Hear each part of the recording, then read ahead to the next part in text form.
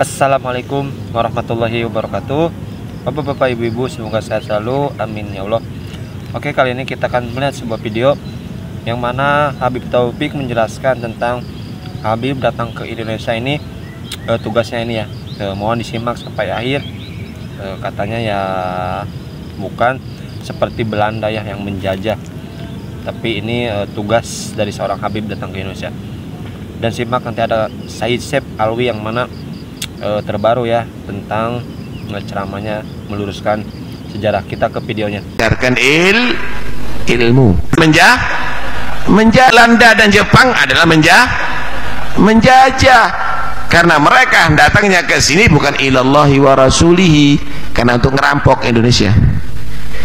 Tapi mereka yang dari Yaman, para habaib datang ke Indonesia bukan untuk menjajah, tapi apa? Mengajarkan ilmu, ngajak orang dari kufur menjadi Islam, ngajari orang dari enggak ngerti sampai menjadi alim. Ini namanya hijrah. Padahal berat hati, di sana ada keluarga, hijrah ke Indonesia, bukan ngungsi Indonesia.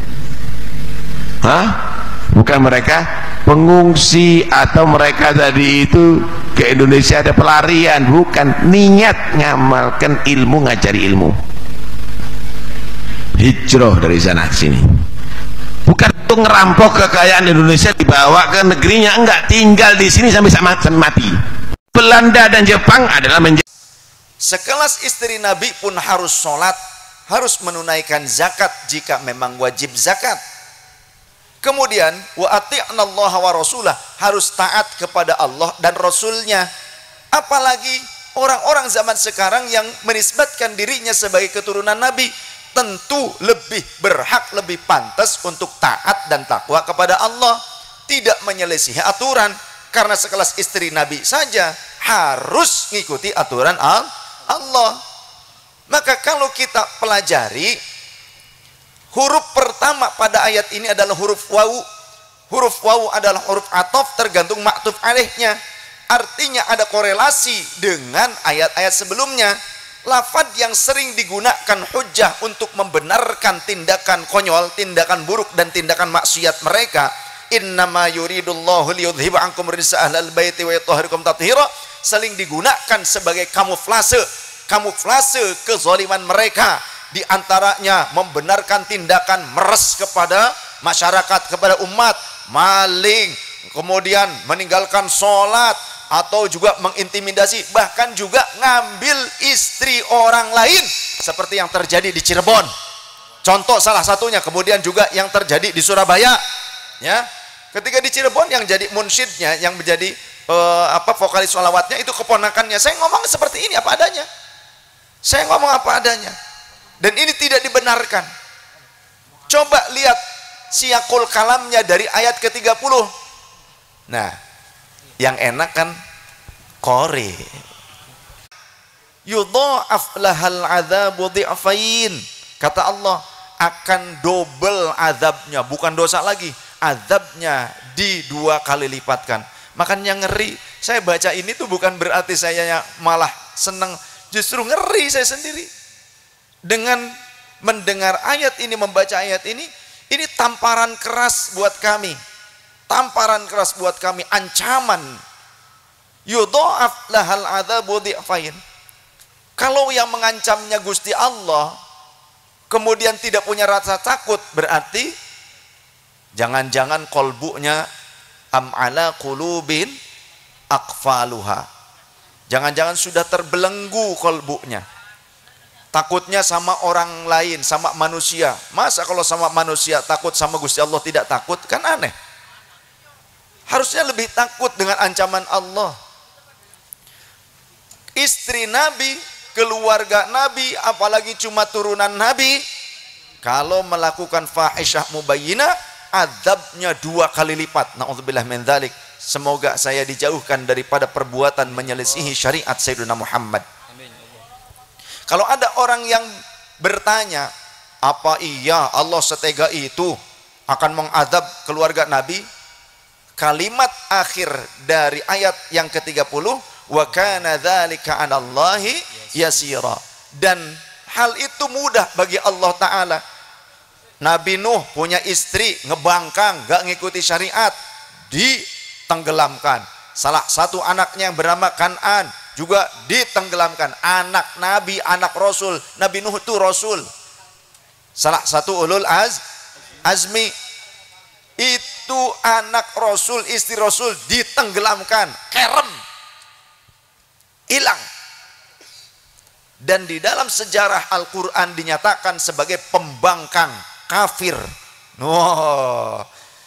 Jadi kalau ada orang yang mengatakan mana ada turunan Nabi kafir, apalagi turunan Nabi Muhammad, tidak mungkin. Ada, saya punya videonya, boleh dicari. Ada marga Assegaf menjadi pendeta. Sekeluarga murtad orang Surabaya, marganya Assegaf. Dia jadi pendeta, katanya menjadi penggembala domba-domba yang tersesat. Lah sira kabeh disebut domba. Lah nyong pada baik disebut domba yang tersesat, jare domba tersesat katanya. Jadi pendeta, ya, keliling bukan hanya di Indonesia, ke luar negeri juga. Nah itu marga Assegaf. Nah kalau ini makan kita gak tahu turunan siapa, apa benar apa enggaknya. Andai pun benar turunan Rasul pun tuh buktinya ada. Apalagi kalau nggak benar, kan kita nggak ngerti. Cuma Allah yang maha tahu, betul tidak? Nah kemudian saya tidak masuk ke ranah perbandingan nasab, ya, itu bukan kapasitas saya, takut salah. Monggo silahkan yang punya kapasitas saja yang berdiskusi tentang masalah itu. Saya lebih konsen ke masalah syariahnya saja, karena ini juga berkenaan dengan kami sendiri, artinya nasihat untuk diri sendiri. Lalu kemudian wa may yaqnut minkunna lillahi wa rasulihi wa ta'mal sholihan nu'tiha ajruha marrataini wa a'tadna laha rizqan karima wallahu wa rasuluhu nabi murdi wa ma'na. Kalau santri itu harus ngomongnya begitu. Kalau mengartikan ayat Quran itu harus wallahu wa rasuluhu a'lam. Itu adabnya. Dan siapa di antara kalian wahai istri-istri Nabi yang tetap taat kepada Allah dan Rasulnya, wa ta'mal sholihan, dan beramal soleh, maka akan diberikan nu'tiha ajroha marrataini, pahalanya double, 2 kali lipat. Kalau tadi melakukan penyelisihan syariat, azabnya 2 kali lipat, bukan dosanya lagi, azabnya 2 kali lipat. Tapi kalau beramal soleh, pahalanya 2 kali lipat. Nah di ayat berikutnya, ya nisa'an nabiyyi lastunna ka ahadim minan nisa'i inittaqaitunna. Wahai istri-istri Nabi, kalian itu berbeda dengan wanita-wanita jahiliyah, dengan wanita-wanita lainnya berbeda. Tapi ada ilatnya, ada syaratnya apa? Inittaqaitunna, ya, in syartiyah. Ada syarat. Jika kalian bertakwa. Jadi kalau tidak bertakwa, podo bae, sarua bae, sami mawon. Apa maning wong zaman sekiek sing ngomong enyong iki turunan Rasul tapi ora pada karo syariat Kanjeng Rasul, berarti ora pantes ngomong kayak mengkonon. Teu pantes pisan. Betul? Apalagi tindakannya menyakiti umat Nabi, yang umat Nabinya lebih-lebih yang punya peran di masyarakat untuk meneruskan estafetnya dakwah sang Nabi, yakni para ulama dikerdilkan. Ada yang bilang begini, ngaji kepada satu habib yang bodoh yang ahli maksiat itu lebih utama dibandingkan ngaji kepada 70 ulama yang alim dan mengamalkan ilmunya. Ngaji kepada yang bodoh yang ahli maksiat ini, kalau habib itu lebih utama dibandingkan kepada 70 ulama yang alim dan mengamalkan ilmu. Pret! Apa? Ya pret lah. Mana ayat Qur'annya? Mana hadisnya? Tidak pernah saya temukan. Selama saya belajar sampai sekarang terus menerus belajar, dari mulai kecil brojol di pesantren, di rumah yang dijadikan pesantren tempat santri, brojol di rumah yang dijadikan pesantren kecil keluarga kami itu, ya. Sampai sekarang saya tetap ngaji, tidak pernah saya temukan. Saya mutolaah kitab tafsir yang besar, saya mutolaah kitab syarah hadis, saya mutolaah kitab-kitab kalamnya para ulama salafus soleh, gak ada keterangan seperti itu. Berarti itu maudhu alias palsu, maka mengikuti kepalsuan, dalil palsu itu haram. Berarti ini kesesatan dan tidak boleh kita mengikuti kesesatan tersebut. Fatwa sesat siapapun yang mengeluarkannya, hatta meskipun orang itu pakai imamah lebih besar daripada saya, seperti apa? Seperti tampir. Itu kan? Pakai jubah, pakai gamis terus jubah, burdahnya tebal gitu kan. Mancung, cungure gitu kan. Kayak cungur teko. Kalau ternyata fatwanya sesat, maka jangan diikuti meskipun ngaku turunan Nabi. Mana dasarnya? Rasul sallallahu alaihi wasallam dalam riwayat sahabat Abdullah bin Umar radhiyallahu anhuma, inna hadzal ilma dinun, sesungguhnya ilmu ini agama, wassalatu dinun, dan salat juga agama. Artinya kalau orang Islam pembeda dengan orang kafir adalah salat, keabsahannya harus berlandaskan ilmu agama. Makanya ada keterangan al ilmu qoblal amal, ilmu dulu sebelum amal. Sehingga di dalam kitab Zubad, Imam Ibnu Ruslan beliau menyatakan wa kullu man bi ghairi ilmin ya'malu a'maluhu mardudatun la tuqbalu. Setiap orang beramal tanpa ilmu, kansnya sangat besar amalnya tidak diterima atau tertolak. Berarti benar kalimatnya. Sehingga termasuk Imam Ibnu Sirin juga meriwayatkan bahwa inna hadzal ilma dinun fangzuru amman ta'khuduna dinakum. Ilmu ini adalah agama, maka perhatikan dari mana kalian mengambil agama kalian. Sedangkan riwayat yang tadi, inna hadzal ilma dinun wassalatu dinun fangzuru amman ta'khuduna hadzal ilma, perhatikan oleh kalian dari mana kalian mengambil ilmu ini. Karena apa? Fatus aluna yaumal qiyamati a'malukum, setiap perbuatan kalian akan dimintai pertanggungjawaban oleh Allah pada hari kiamat.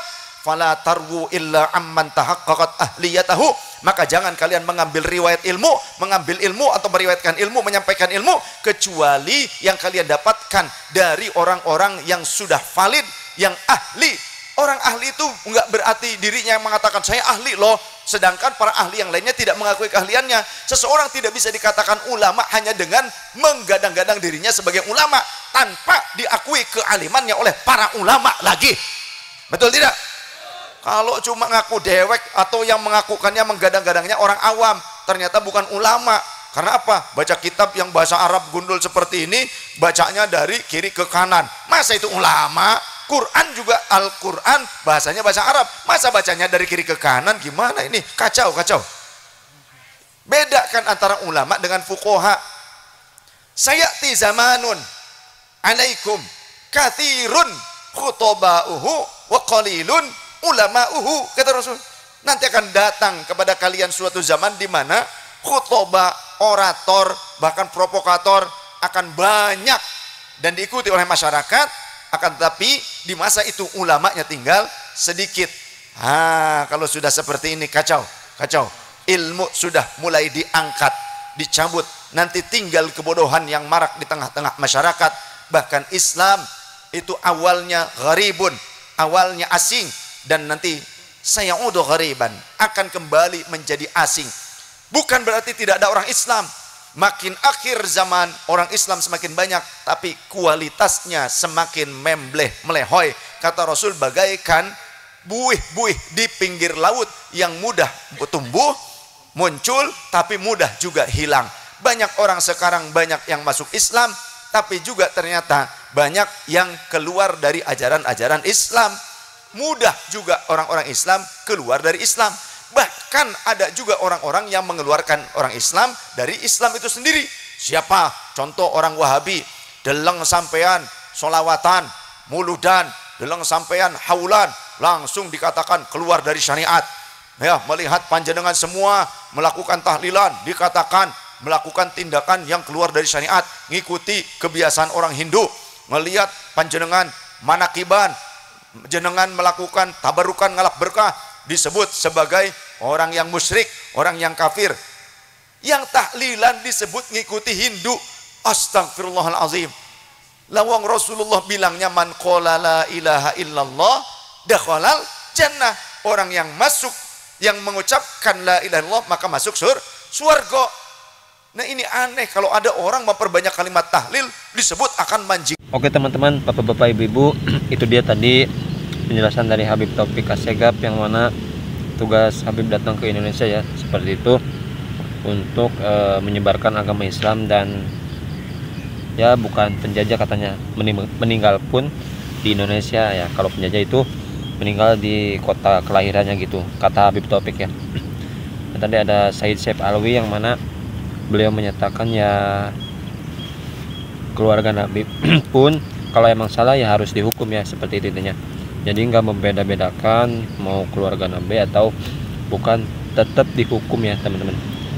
Dan Nabi Muhammad pun mementingkan umatnya ya teman-teman dibandingkan keluarganya ya. Nah, ada pesan Nabi Muhammad pun pas di akhir ayatnya, umati ya teman-teman. Dan itu termasuk ya kita umatnya ya. Semoga kita diakuin umat Nabi Muhammad SAW, dan kita semoga mendapatkan syafaat Nabi Muhammad SAW. Amin ya rabbal alamin. Oke teman-teman, bapak-bapak, ibu-ibu, terima kasih itu video kali ini, dan semoga kita sehat selalu dan panjang umur. Amin ya rabbal alamin. Terima kasih. Assalamualaikum warahmatullahi wabarakatuh.